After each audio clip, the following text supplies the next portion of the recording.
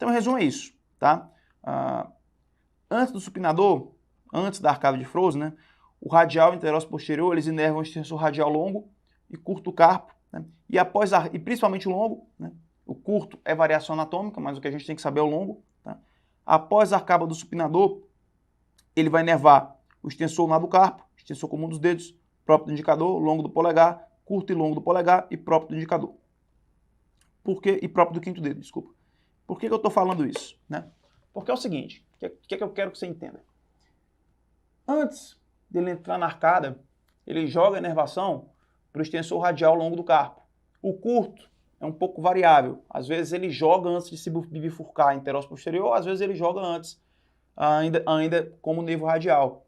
Isso não importa para a gente. O que importa é que, indiscutivelmente, ele inerva o extensor radial longo do carpo antes de se bifurcar. E por que eu estou falando isso? Porque geralmente o paciente que tem uma compressão do interósseo posterior, né, tem uma lesão desse nervo, ele consegue fazer até uma extensão do punho. Mas ele faz assim, ele faz uma extensão com desvio radial. Por que extensão com desvio radial? Porque é exatamente o que o extensor radial longo do carpo faz. Ele não tem ulnar para contrabalancear, porque o ulnar já é inervado pelo interósseo posterior. Entendeu? Entendeu por que a gente está comentando isso? Para você entender por que o paciente vai se apresentar assim, tá?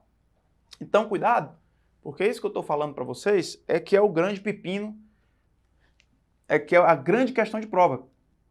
É que nessa bifurcação, ele vai inervar o radial longo, lá em cima, e quando ele é comprimido, o extensor ulnar do carpo vai ser comprometido. Então, ele fica com contração, extensão do punho, mas em desvio radial. E a prova adora cobrar esse conceito. Tá? Então, por isso que eu estou trazendo para vocês aqui, mostrando para vocês aqui como é que funciona aqui, né?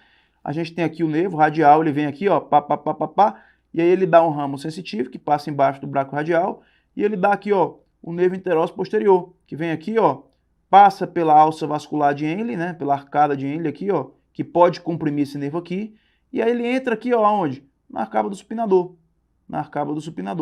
nessa alça aqui, ó, na arcada de Froese, né, na arcada de Froese, o epônimo, e essa arcada realmente pode comprimir o nervo radial. Tranquilidade? Aqui mostrando para vocês os territórios do nervo radial, né?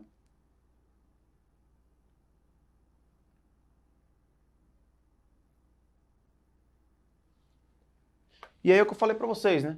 Esse padrão anatômico explica o padrão de lesão do nervo, né? Que é a extensão ativa com desvio radial do punho. A compressão do nervo radial, a bifurcação dos ramos superficial e profundo, poupa o músculo. Ah, João, moleza, extensor radial longo do carpo. Você falou várias vezes. Isso aqui não é uma questão fácil. Aliás, isso é uma questão similar a uma prova do TEOT de anos passados e que muita gente errou. Foi uma das questões mais erradas da prova, inclusive. Porque não é fácil. Não é fácil. Depois que a gente explica, fica claro para o aluno, mas isso também você esquece rapidinho, tá? Então não é uma questão fácil. Estou colocando aqui para a gente revisar. Agora que a gente explicou como é que é a deformidade e tal, fica mais fácil de entender. E aí você consegue marcar facilmente, tá? Ah, João, ele poderia colocar extensor radial curto do carpo? Poderia, mas aí seria discutível, a questão poderia ser anulada, porque é uma variação anatômica. Então ele não vai mexer nesse vespeiro, vamos colocar assim, né? Geralmente ele não vai mexer aqui no extensor radial curto do carpo porque é variável. Ele vai perguntar do longo, tá? E vai fazer aqui, ó, o contrabalanceamento com o extensor ulnar do carpo. Geralmente ele vai confrontar esses dois músculos. Por quê? Porque explica a deformidade.